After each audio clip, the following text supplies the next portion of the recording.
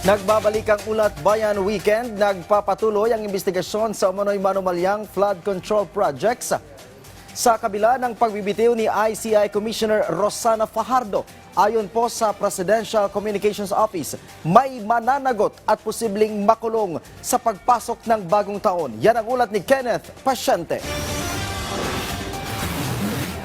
Tiniyak ng palasyo na magpapatuloy ang investigasyon ng Independent Commission for Infrastructure o ICI kahit pa nagbitiw sa pwesto si ICI Commissioner Rosana Fajardo. Kinilala ng Malacanang ang naging papel ni Fajardo sa institusyon na malaki ang naiambag sa pagpapanagot sa mga sangkot sa maanumalyang flood control projects. Sabi ng Malacanang, natupad na ni Fajardo ang mga kailangan niyang gawin alinsunod sa kanyang mandato. Kasabay nito ang pagtiyak ng palasyo na hindi dito matatapos ang pag-iimbestiga. Sa halip ay magpapatuloy ito kasama ang ibang investigating bodies. Pagbibigay diin pa ng palasyo, hindi pa tapos ang laban kontra korupsyon. Nagpasalamat ang Pangulo sa naging serbisyo ni Fajardo sa pagtulong na matiyak na ang pondong pampubliko ay wastong na itatala. Sa mga susunod na buwan, tututukan ng komisyon ang pinal na mga ulat at wastong paglilipat ng mga dokumento sa mga tanggapan tulad ng Office of the Ombudsman para sa mga susunod na hakbang. Binigyang diin din ng PCO na hindi nagtatapos sa December 25 ang investigasyon kaugnay ng flood control projects. Lalo't kahit mahigit 4 na buwan pa lamang ang nakalilipas mula ng simula ng investigasyon, ay parehong ginugol ng mag-asawang Curly at Sara Diskaya ang Pasko